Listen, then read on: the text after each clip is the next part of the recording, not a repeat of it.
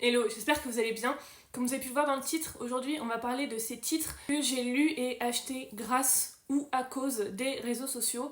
Plus principalement à cause de TikTok, parce que comme tout le monde en fait je scroll BookTok et je tombe sur des recommandations de livres qui font parfois très envie, sauf que parfois c'est un mensonge. Parfois on nous ment et aujourd'hui je suis là pour rétablir la vérité. La police est là, attention, vidéo salée en approche. Je vous fais quand même le traditionnel disclaimer 100% maison. Je vais vous parler de livres que j'ai aimés, mais aussi de livres que je n'ai pas aimés du tout. Des livres qui pour moi sont une fraude. Il va de soi que lorsque je dis ce genre de phrase, je plaisante, que c'est de l'humour, que c'est ma manière à moi de faire de l'humour. Ne le prenez pas personnellement, ne le prenez pas pour vous. Si vous avez aimé les livres que je vais mentionner dans cette vidéo, tant mieux, j'en suis ravie vraiment, parce qu'il faut que les livres trouvent leur lectorat, il faut que les livres plaisent, c'est très très bien. Chacun ses goûts, chacun lit ce qu'il veut, on est ici pour plaisanter. Donc voilà, j'espère que cette vidéo va vous plaire et surtout peut-être qu'elle vous permettra aussi de faire du tri dans les recommandations, parce que je vais quand même essayer de vous dire de quoi parlent les livres. Let's go. Je vous remets dans le contexte, j'installe l'application TikTok et au-delà de me sentir d'un coup très très vieille, avant d'installer l'application je suis sur Instagram, je poste mes avis, je découvre des livres, etc. Et je lis principalement de la fantasy, très peu de science-fiction parce que j'ai compris très très vite que ça ne me plaisait pas. Donc je lis de la fantasy, de la littérature blanche et quelques essais de sociaux et de philo, mais ça c'est des restes de mes études de philo, donc voilà, ça me reste un petit peu. Et là j'installe TikTok et le monde de la romance, comme ça, arrive dans ma tête, en pleine face. La romance dégouline de partout, il y a plein de vidéos, plein de trucs comme ça, et du coup je me suis dit, en fait moi j'en ai jamais lu, à part dans je vous dis, dans la fantasy. Pour moi la romance, on s'arrête à Twilight Vampire Diaries. Voilà, Grisha qui a été mon premier Enemies, tout l'ouvert, triangle amoureux, tout le bordel. Donc vraiment novice en la matière. Un petit peu, et là j'apprends qu'il y a un livre qui a mis énormément de monde à la lecture. Le livre, c'est le nouveau Marc Lévy. Est-ce que vous vous rappelez de cette époque où Marc Lévy était en train de... Je suis désolée, mon chat. Il montait vraiment très très fort. Et tous les plateaux un petit peu... Enfin, qui parlaient un petit peu de littérature, on disait que Marc Lévy avait mis les ménagères à la lecture, que c'était la fin de la littérature, que Marc Lévy c'était la mort de la littérature, tout ça. Est-ce que vous vous souvenez de tout ça?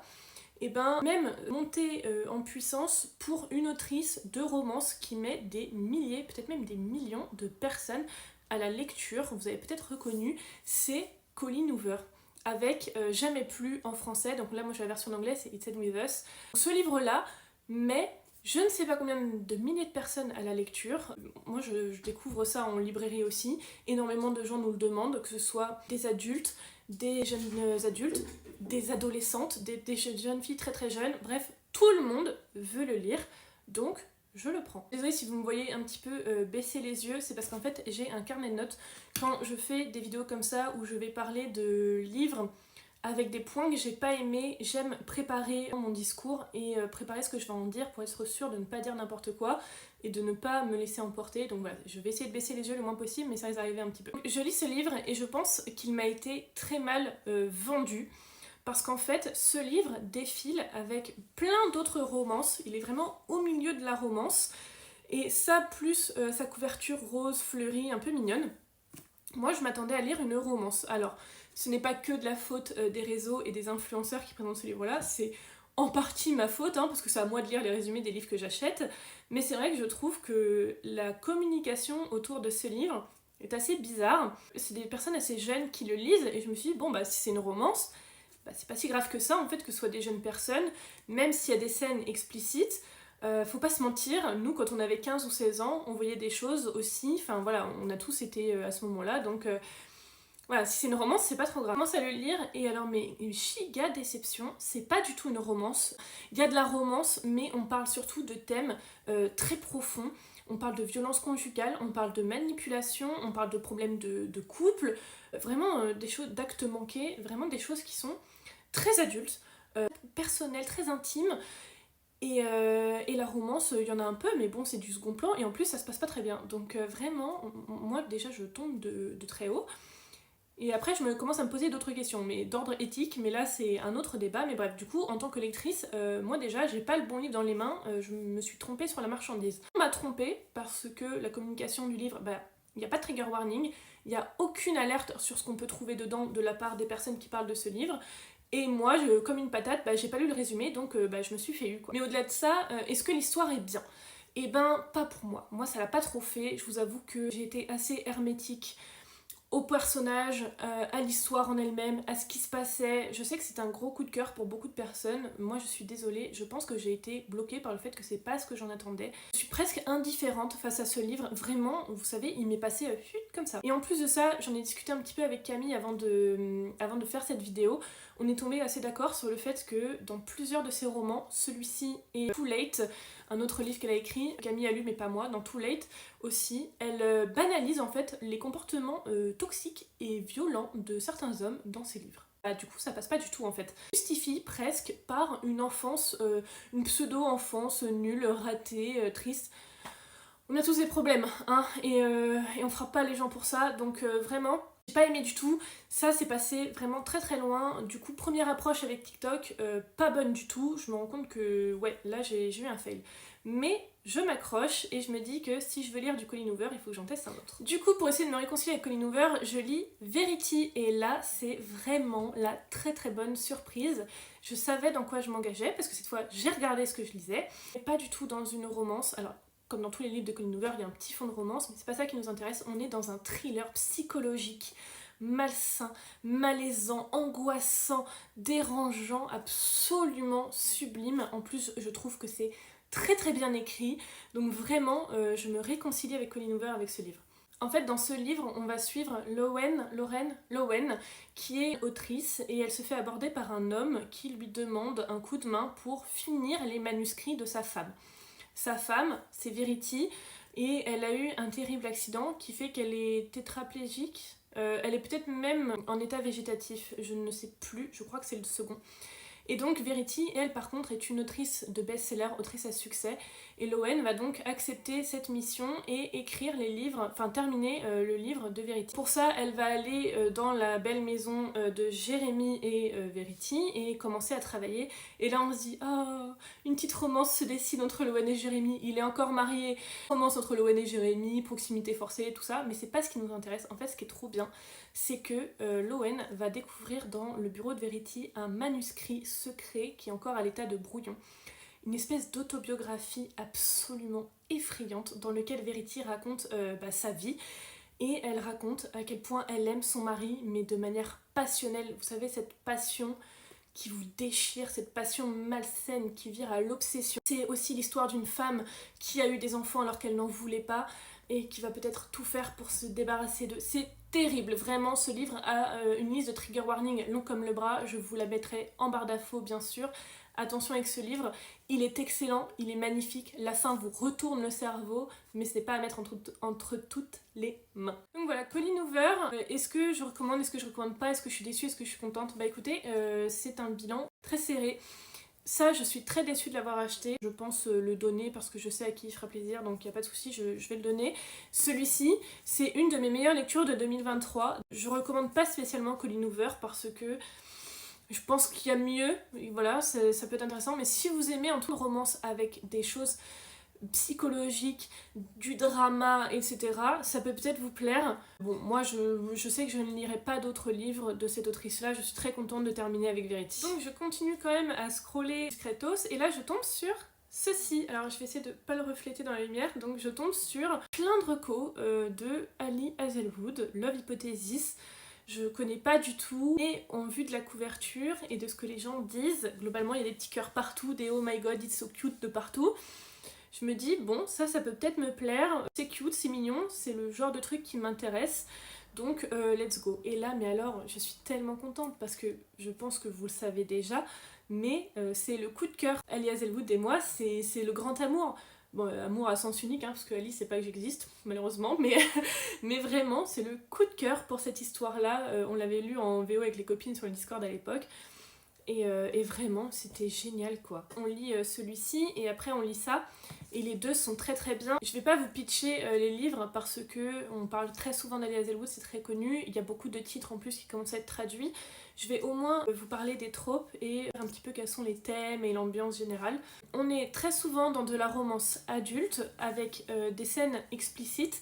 Pas beaucoup, mine de rien, comparé à d'autres romances. Je crois que c'est l'affaire de une ou deux dans les livres et qui sont assez courtes. On est dans le milieu universitaire scientifique, donc il y a quand même pas mal de vocabulaire des sciences, etc. On est avec des chimistes, des ingénieurs, de l'informatique, ce genre de choses, donc c'est peut-être un sujet qui vous intéresse. En vrai, si vous avez aimé Big Bang Theory, la série, et que vous voulez de la romance, bah on est carrément dedans, hein, parce que moi ça m'a vraiment rappelé cette série-là, mais version rom-com. Mais bref, passons. Donc voilà, de la romance adulte avec pas trop de scènes explicites, pas très green flag, très très doudou, très mignon, très cosy.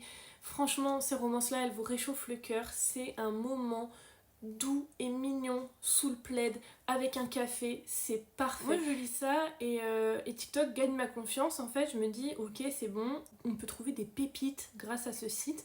Je comprends en fait que les gens se jettent dessus et je comprends que les gens regardent, scrollent, fassent confiance aux influenceurs et influenceuses qui parlent de livres parce que vraiment, moi je viens de tomber sur, à l'heure actuelle encore, mon autrice de romance préférée. Voilà, donc je me dis mais oui, ça fonctionne, c'est juste que en fait j'ai eu un raté avec Jamais Plus, ça fonctionne. Dans la même lignée, je continue avec Campus Driver, le premier tome que j'avais vu sur TikTok et qu'une collègue spécialiste de romance recommande ça. TikTok me confirme que c'est ça que je dois lire et en fait effectivement c'est parfait, c'est une romance universitaire. Là ils font plus adolescent.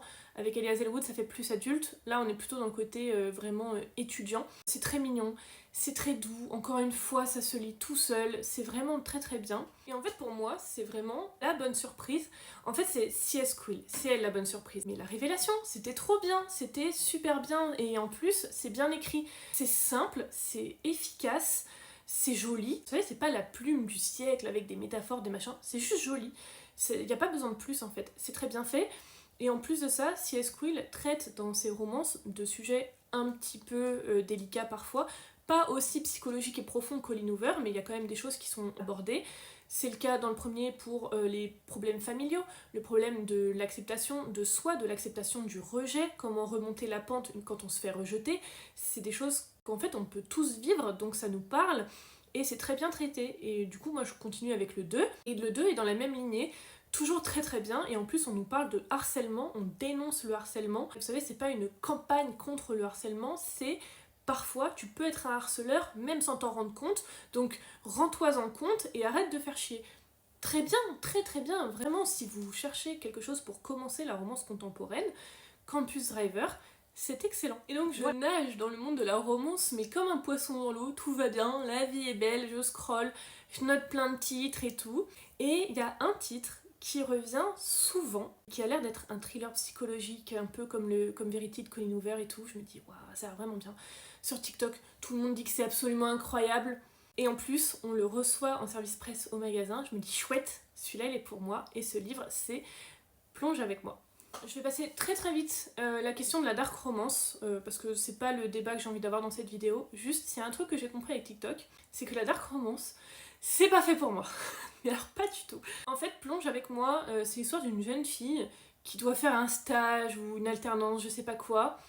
Sa prof un peu bizarre va lui recommander d'aller dans une espèce de club secret, enfin de société secrète, mais c'est clairement une secte, enfin c'est bizarre, sexuelle. Donc, dans cette pièce où elle va, enfin dans ce manoir, dans ce truc là, il y a une pièce pour chaque fétiche / déviance sexuelle. Vous avez la pièce où vous pouvez regarder les gens faire, la pièce où vous faites et les gens vous regardent, où on parle que de pieds, où on parle que de BDSM, enfin voilà, il y a une pièce pour chaque truc. Je me dis bon, ça a l'air bizarre, à mes goûts, hein, à mon sens, ça a l'air bizarre, je sais pas où je vais, mais pour la science, et en plus de ça, la dark romance prend une place énorme maintenant dans le monde du livre, c'est mon travail de libraire. Pour la science, combien de fois j'ai dit pour la science, mon dieu. Pour la science, je le lis, je le dégomme à peu près une soirée et je le DNF, il me semble, à environ 80%, peut-être voire même 90%, enfin vraiment j'ai pas lu la fin. En fait, j'ai vraiment le souvenir de je suis dans ma chambre en train de lire tranquille, le soir, voire même peut-être même en pleine nuit, il me semble qu'il était au moins 2h du mat, un truc comme ça. Et je me suis relevée pour faire des vocaux aux copines pour extérioriser parce que j'avais envie de tout casser. En fait, déjà, j'ai essayé de pas rendre mon petit-déj au moment où j'ai lu qu'il y avait une pièce, enfin qu'il y avait une écurie et un chenil. Qu'est-ce qu'ils font avec ça? Qu'est-ce qu'ils font avec une écurie et un chenil, s'il vous plaît? Je sens pas bien, genre, d'accord. Et en fait, arrivé vers les fameux 80% et tout ça, s'ensuit une espèce d'agression, je trouve pas dénoncer, une agression vraiment banalisée. Vraiment, c'est normal en fait. Et non, moi je suis désolée, moi non. Je repose le livre et je dis, ok, plus jamais, plus jamais la dark romance. Clairement, non, stop. En plus, je doute pas qu'il y ait une histoire, parce que je sais que celui-là, les gens disent « Oh, mais l'histoire, elle est incroyable, etc. » Si vous voulez, d'accord, juste moi, ce que je lis, ce que j'aime, c'est ça. C'est paillettes roses, là. Donc, clairement, c'était pas pour moi. Et là, je me dis « Ok, en fait, tu t'es peut-être un peu emballé avec TikTok. Il faut peut-être que tu retournes à ton idée de départ, c'est-à-dire faire attention à ce que tu choisis, meuf. Parce que tu peux tomber sur des trucs qui sont pas bons du tout. Et là, je vais vous parler d'une recommandation TikTok que j'ai lue, qui va peut-être vous parler, enfin c'est sûr qu'elle va vous parler parce qu'elle fait énormément de débats encore aujourd'hui, et qui moi m'a traumatisée. Encore aujourd'hui, j'en garde un souvenir ancré dans ma mémoire, comme je pense aucun livre ne le fera jamais de cette manière. Je vous parle d'un livre avec une couverture noire, avec un crâne dessus, qui a été traduit il y a pas longtemps. Est-ce que vous l'avez déjà ou pas? Là je tombe sur L'ombre d'Adeline en mars 2023 en VO de Hunting Adeline, qui a été traduit il y a pas longtemps chez Roncière. Et je sais que ce livre fait débat, ce livre fait même polémique. Moi je vais aller très très vite dessus, c'est simple. Je n'aime pas ce livre. Voilà, je n'aime pas ce livre, je n'aime pas la com de ce livre, je n'aime pas ce qui se passe autour de ce livre, je n'aime pas ce livre. Vous pouvez l'aimer, il n'y a pas de souci, moi je n'aime pas. Ce que je n'ai pas aimé, je suis désolée, il y a des changements de lumière. En fait, ce que je n'ai pas aimé avec ce livre, avec l'histoire de ce livre, c'est que l'histoire, elle est comme un espèce de papier cadeau pour enrober le sexe. Et moi j'aime pas, j'aime bien si mon livre a des scènes explicites, que ce soit une conclusion logique du truc, qu'il se passe un truc. Il y a des livres, les scènes explicites, elles servent à quelque chose. Un personnage peut se reconstruire, regagner confiance, perdre sa confiance, dans ce cas-là on est plutôt dans le drame, c'est terrible, mais ça peut arriver et servir l'histoire. Quelle est l'utilité dans ce livre-là? Moi je voudrais bien savoir. En plus, ce livre-là, il n'y a aucune alerte qui a été faite sur le BookTok américain, anglophone, pardon, sur BookTok anglophone. Je parle pas de BookTok France. Le livre n'était pas encore publié à l'époque. Mais il n'y a aucune communication qui n'est faite, il n'y a aucune alerte qui est lancée. Et alors là, la liste de trigger warning, mais elle est comme ça, quoi. Elle est énorme. Il y a tout dedans, tout ce qui est punissable par la loi est dedans. Il y a toutes les agressions que vous voulez, que ce soit physique, mentale, sexuelle, elles y sont toutes. L'histoire, elle est nulle. À mon goût. Donc vraiment là, je tombe là-dessus et je me dis mais pourquoi? Pourquoi ça, c'est au milieu de ça, de ça? Pourquoi en fait? Pourquoi? Moi je me suis fait eu, hein. Enfin, la couverture elle est trop belle, donc bien sûr que je me suis fait eu. Et on va me dire oui mais Kim, les trigger warnings ils sont listés et blablabla. Trigger warning, attention à ce que ça veut dire aussi, hein. Je tiens quand même à rappeler que dans les livres par exemple de Saxus, il y a trigger warning vomissement, trigger warning machin truc. Donc en fait, le trigger warning il est très très bien, heureusement qu'il existe. Mais il faut quand même à prendre avec des pincettes parce que c'est en fonction de la sensibilité de la personne. Tout le monde n'a pas la même sensibilité face à un trigger warning. Bref, moi je lis ça, je suis traumatisée à vie. Je crois plus en l'amour, je crois plus en les papillons et les paillettes, c'est terminé. Avec ce livre-là, je me rends compte que sur TikTok, c'est la course au piment en fait. C'est la course au petit emoji piment et à celui qui sera le plus pimenté, le plus chaud, le plus torride et tout. Et en fait, moi je me rends compte que je suis peut-être pas dans cette course-là en fait. C'est pas la faute des livres, c'est peut-être juste moi qui suis pas dans cette course-là. Donc, je commence à me remettre un peu en question sur mes goûts en romance et tout ça. Et là, une personne recommande Behind the Net, qui est une romance de hockey, un peu à la Campus Driver, mais qui est très péchu, très fruitée. Et voilà, il y a toute la salade de fruits là-dedans. Et c'était très bien. Voilà, donc c'était super. Alors, je crois qu'il est classé 2 piments sur 3 ou 3 piments. Enfin, moi, j'y connais rien à tout ça, donc voilà. Donc, beaucoup de scènes explicites qui servent pas toujours l'intrigue, faut pas se mentir, mais romance de hockey classique. Lui est un joueur professionnel de hockey, elle est son assistante. Pour le bien du travail, etc., le travail. Ils vont se retrouver dans la même maison, proximité forcée, blablabla. Crumpy Sunshine, en plus lui il a un chien, c'est trop mignon, enfin voilà, c'est trop mignon, et en même temps il y a des scènes très explicites. Et c'est pas grave, parce que ça c'est méga chouette, donc voilà. Si jamais, comme moi, la dark romance vous fait peur et vous terrorise la nuit et vous fait faire des cauchemars, vous pouvez lire Behind the Net, attention quand même, très explicite, bien plus que Campus Driver, mais excellent. Dans tout ça, il y a quand même des bonnes choses que j'ai découvertes. Il y a une autrice notamment. À mon avis, le jour où cette personne arrête d'écrire, tout le BookTok français ferme ses portes. Je parle bien sûr de Morgane Moncomble, que je ne connaissais pas du tout. En fait, je connaissais de nom, mais j'avais jamais vu ses livres, et en fait, il y en a beaucoup. Donc, c'est un petit peu difficile de choisir. J'ai pas commencé avec les saisons, j'ai commencé avec l'As de cœur. Pareil, quelqu'un sur TikTok m'avait conseillé de lire ça. Là, on est plutôt dans une romance adulte, dans le milieu du poker, avec de l'argent, du luxe, du poker, des voyages, des plot twists, de la vengeance, de la revanche, enfin...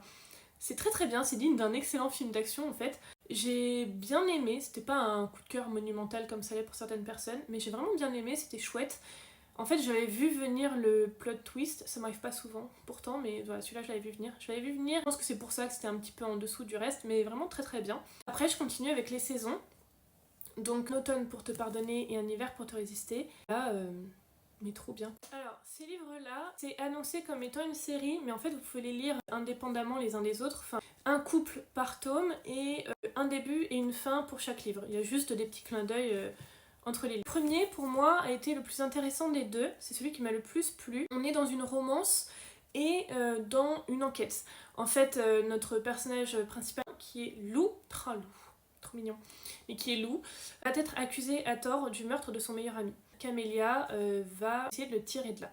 Je donne vraiment que les grandes lignes pour ne pas, pour éviter de spoil le moins possible. S'ensuit donc une enquête avec des indices, des plot twists, bien sûr une romance entre les deux, un espèce de enemies / rival to lover. Bref, c'était très très bien.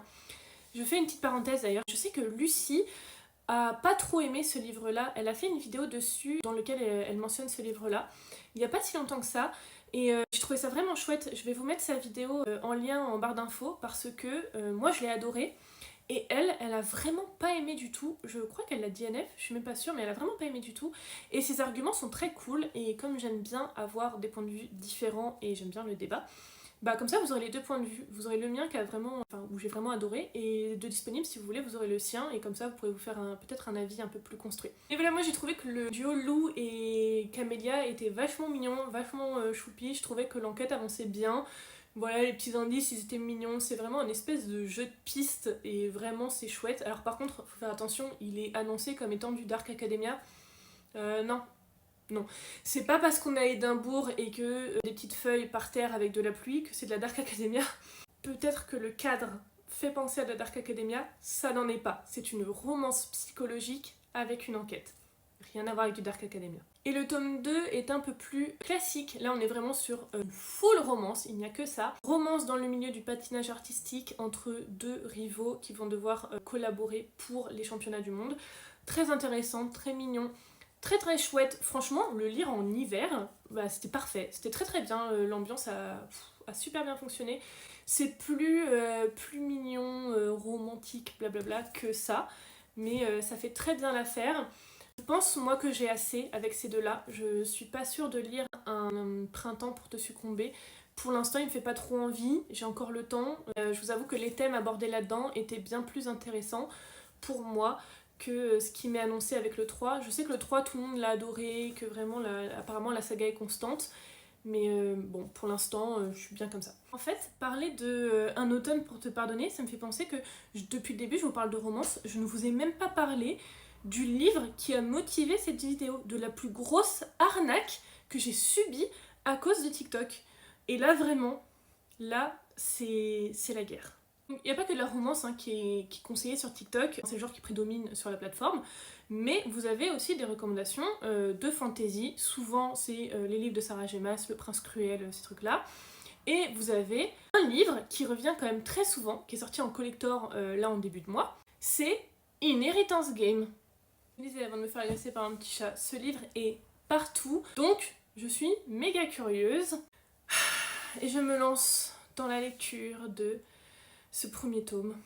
Une des lectures les plus laborieuses de ma carrière de lectrice. L'histoire de Avery, qui est lycéenne, sa famille a des moyens très modestes, et elle va apprendre du jour au lendemain qu'elle reçoit un héritage. Et alors, un héritage, c'est THE héritage.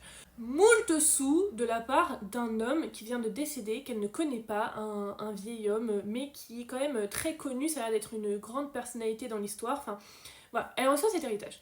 Elle sait pas pourquoi, donc en fait elle va se rendre à la demeure de cette famille pour assister à la répartition des biens. Et là elle va rencontrer donc la famille. Alors ils sont tous plus bizarres les uns que les autres, enfin tous louches, vous voyez, genre, les gens ne lui parlent pas, il y a ceux qui sont pas contents parce qu'ils ont pas eu de part, il y a des femmes un peu étranges, mystérieuses et tout. Mais surtout, il y a les beaux gosses, voilà, il y a les BG mystérieux, les petits-fils du papy décédé. Ils sont tous so dark, avec des mèches à mon avis qui leur tombent devant les yeux et tout, qui ne veulent pas lui parler mais qui en même temps sont intrigués. Vous voyez, il l'approche tout doucement comme si c'était un petit oiseau qui pouvait s'envoler. Après quelques petites discussions avec les BG mystérieux, ensuite une espèce d'enquête pour savoir pourquoi elle. Et alors vraiment, si l'enquête, je le reprends pour leur montrer, si l'enquête et les indices là-dedans, un peu mystérieux, les indices un peu style jeu de mots, jeu de pistes, etc., étaient bien faits, dans Inheritance Game, c'est autre chose. On nous vend ce papy décédé machin comme étant le maître des jeux de mots. Le niveau en matière de jeux de mots et d'énigmes, c'est genre le niveau que j'avais quand mon grand frère a essayé de m'initier au jeu de rôle papier quand on était petit. J'étais encore en primaire et j'essayais d'écrire des trucs pour faire so dark, pour une quête épique et tout machin. Même level, et je vous dis à quel point j'étais nulle pour ça encore aujourd'hui, vraiment je suis naze. C'est pour vous laisser une idée du niveau des énigmes dans Inheritance Game. L'enquête n'avance pas et surtout on nous pond 300 pages d'enquête pour que le dénouement, et vous en faites pas, je vais pas spoil, le dénouement ce soit un truc du style « Eh mais la clé en fait était sous le tapis ». Wesh, c'est le premier truc que tu regardes. Vous et moi, on perd 50 centimes. Le premier truc qu'on fait, c'est regarder sous le tapis. Oh, j'étais dégoûtée. Là, je viens de me taper je sais pas combien de pages pour découvrir qu'en fait, la clé était sous le tapis. Ça m'a saoulée. Là, juste au moment où je pensais que je pouvais pas être plus au bout de ma vie, on nous sort un triangle amoureux. J'adore les triangles amoureux. Je kiffe ça. Je n'ai pas lu beaucoup des biens. Je pense qu'ils peuvent se compter sur les doigts d'une main, mais je suis à la recherche de bons triangles amoureux parce que je sais que peu de gens aiment ça, mais moi, j'adore. Et là, oui, ressortez-moi le soufflet pas cuit là. En fait, je me suis attachée à aucun personnage. Aucun ne trouvait grâce à mes yeux. Donc quand j'ai vu le triangle amoureux se pointer, et ben en fait, j'étais pas dedans. Et du coup, ça m'a plus ennuyée qu'autre chose. Pour vous dire, je me rappelle à peu près des noms. Il y a Grayson et un autre. Et en fait, pour moi, c'est tous les mêmes. Ils se ressemblaient tous. Et du coup, quel intérêt? En fait, je trouve qu'on ne peut pas reprocher à un young adulte d'être trop prévisible parce que ça reste quand même une histoire qui est faite pour le public jeune. Ce sera pas autant difficile et travaillé que peut l'être le Sorceleur ou Bloodsong ou ce genre de saga. Vous voyez ce que je veux dire? C'est normal. Et donc, je suis la première à me dire, Kim, il faut que tu sois indulgente et que tu acceptes le fait que c'est du young adulte et que certes tu vois certaines choses venir, que certes certaines choses sont clichés, mais c'est normal. Sauf que il y a des young adultes qui sont excellents quand même et qui dépassent ce truc-là. Je vous donne un exemple. Curse Crowns, le plot, l'histoire est hyper cliché, hyper déjà vu. On n'a pas de surprise en fait, et j'ai vu venir certains événements et ça ne m'a pas dérangée. Pourquoi? Parce que les personnages m'entraînent tellement dans le récit que c'est pas grave et que je les suis dans leurs aventures avec plaisir malgré tout. Parfois c'est les personnages, parfois c'est l'histoire qui est tellement bien qu'on pardonne à certains personnages d'être clichés, ça marche dans les deux sens. Troisième théorie, la romance sauve le tout. C'est le cas par exemple pour Curse Crown, encore une fois, où même si je voyais les trucs venir, j'aimais tellement bien les personnages et la romance que je suivais pour ça en fait, et c'était méga bien. Et là dans ce livre, du coup, il y a rien qui m'a sauvée, que ce soit donc l'histoire, l'enquête, les mystères, les personnages, la romance, je n'ai rien aimé, pour moi tout était plat. Et c'était même genre ma plus grosse déception de ces derniers temps en fait. C'est une arnaque, c'est un mensonge. On nous ment, je suis désolée, on nous ment. Et alors je me suis tâtée quand même à continuer et à prendre le deuxième tome, ou alors, enfin au moins à le lire en audio, enfin à l'écouter du coup. On m'a dit, ah mais en fait, l'enquête, ça continue, ça continue au moins jusque la fin du tome 2. Non merci. En fait, les gens qui recommandent ça, mais on vous voit, bande de menteurs. Vous pensez qu'on vous voit pas, mais on vous voit. Vous voulez une enquête et tout ça? Bah à la limite, celui-là remplit beaucoup plus le cahier des charges, à mon sens. Donc pour l'instant, TikTok, moyen. Après, pour quand même du coup finir sur une note positive, je vous en cite un petit dernier pour terminer. C'est encore de la romance, c'est Emma Green, Ce qui nous rend vivants. Et là, en fait, c'est carrément une vidéo, je sais même plus, vous savez, à force de scroller, des fois on sait même plus qui on regarde. La fille qui lisait ça disait « Oh my god, it's so Grey's Anatomy ». Mais grave, c'est tellement vrai. Est-ce que vous vous rappelez le premier épisode de Grey's Anatomy? Vous vous souvenez ou pas? Quand Burke qui rentre là dans la pièce, qui pète la classe, il regarde un petit peu et fait « Alors Bella, vous avez fait les examens? Non? Eh ben allez-y, faites-moi tous les examens, bam bam !» Voilà, et ben c'est le premier chapitre de ça. C'est trop bien, c'est vraiment l'ambiance Grey's Anatomy avec les internes, les potins, les coups de foudre, les urgences, les beepers, les machins. C'est vraiment ça. En plus, les autrices du livre ont bien dit que c'était le but et que c'était inspiré de Grey's Anatomy et tout ça, donc il n'y a pas de souci là-dessus. Vraiment méga bien. Si, comme moi, vous aimez la série, au point de vous refaire des épisodes tous les ans, voire un marathon annuel dès la première saison, et bien ce livre-là va beaucoup vous plaire. C'est l'ambiance générale du livre qui m'a porté. C'était méga chouette. Voilà, donc merci à cette personne qui a fait le TikTok, parce que clairement, je n'en aurais jamais lu. Si je dis finir sur une note positive, et là je vois qu'il me reste 2 livres sur ma table, donc il reste un livre à découvrir, et en fait, un livre qui n'est pas du tout une note positive, en fait c'est Twisted Love. Pareil, partout sur TikTok. Alors moi j'ai découvert sur le TikTok anglophone parce que les TikTokers et TikTokeuses anglophones n'arrêtaient pas d'en dire du bien, que des éloges. Apparemment Alex, comment il s'appelle? Volkov, voilà c'est ça, Alex Volkov, The Book Boyfriend, incroyable et tout. J'ai vu un TikTok d'une fille qui en filmait une autre dans l'aéroport. Elle était en train de lire ce truc là et elle était littéralement comme ça dans l'aéroport, genre oh my god, oh it's so hot. De fuck. Pour vous dire qu'avec Mathilde, on a essayé de le lire, ça a fini en double DNF rotatif. Enfin voilà, toutes les deux, on n'a pas terminé le livre parce que c'était pas terrible du tout. Franchement, moi j'ai aucun souvenir de l'histoire, j'ai que des souvenirs de scènes de smut exagérées, étranges, surjouées, du théâtral, mais du mauvais théâtral. Mathilde a continué plus que moi, donc moi j'ai lu à peu près une centaine de pages. Ouais, j'ai lu à peu près ça quoi. Et je me suis rendu compte tout de suite que c'était pas pour moi parce que c'était trop. Vous savez, c'est cette espèce de mâle alpha qui grogne sous la couette, machin, enfin, bon, voilà, ok. Mathilde continue et le retour qu'elle m'en a fait, c'est, dans ce livre-là, globalement, les petites culottes se font agresser. Est-ce que vraiment j'ai besoin de ça ? Je pense pas. J'avoue, Twisted Love, bof. Et en fait, mine de rien, il y a quand même des différences entre les pays. Hein. Sur le TikTok anglophone, masterclass, et il est arrivé en France, et en fait, les retours, c'est très très mitigé. C'est soit les gens adorent, sont fans, etc., soit les gens détestent et trouvent ça nul et surcoté. Bah voilà, je suis désolée, moi je fais partie de la deuxième catégorie. Je vais pas dire que c'est nul, hein, je vais juste dire c'est trop cru pour moi et ouais, un peu surcoté du coup.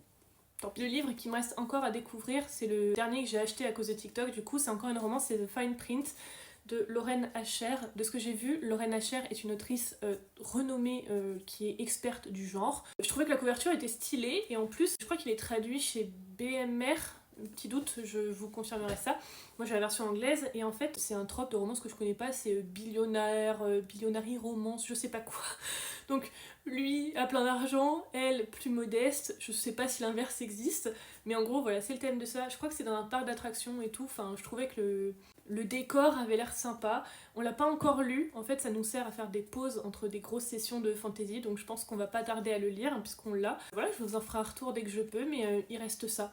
Donc n'hésitez pas à me dire si vous l'avez lu, si vous pensez que ça va être terrible ou si je vais aimer. Voilà, je suis curieuse d'avoir votre avis, mais c'est celui qui me reste. Quelle est la conclusion de tout ça? Parce que mine de rien, il y a quand même un but à cette vidéo, pas juste de présenter de la romance. La conclusion de tout ça, c'est que sur TikTok, on peut trouver des trucs qui sont vraiment très très cool. Ça peut permettre de sortir des sentiers battus et de découvrir des nouveaux genres. Moi, grâce à cette application, j'ai découvert la romance, pour lequel j'avais peut-être des a priori, et ça a complètement détruit mes préjugés. Mieux encore, au-delà de me faire grandir dans mon rôle de lectrice et de me permettre de faire mieux mon travail de libraire, ça m'a fait découvrir des livres vraiment trop cool et ça m'a permis de partager des LC avec Mathilde qui était vraiment chouette. Mais je trouve qu'il y a quand même un peu un côté un peu sombre de TikTok, le dark TikTok là, où on vous recommande des trucs qui sont quand même très louches, pas toujours adaptés à votre style. Alors c'est la responsabilité de la personne qui regarde la vidéo et de l'acheteur et du lecteur de choisir ses livres. Après tout, c'est nous qui dépensons notre argent, on sait dans quoi on s'engage à partir du moment où on fait péter la carte bleue. Mais je trouve aussi qu'il y a ce côté un peu, pas responsabilité, mais presque, des personnes qui partagent des recommandations, de prévenir de ce qu'il y a dedans en fait. Il y a des pépites, comme il y a des trucs absolument nuls, à mon goût, encore une fois, il y a des trucs vraiment très très bof. Donc il faut sélectionner, il faut choisir. Et surtout, je trouve ça très drôle de voir les unpopular opinions des autres. Moi, j'avoue, le plus gros, ça restera Inheritance Game. Ce livre-là va marquer, je pense, ma vie de lectrice dans le bon sens, parce que maintenant on en rigole, voilà, c'est la tuile qui m'est tombée dessus.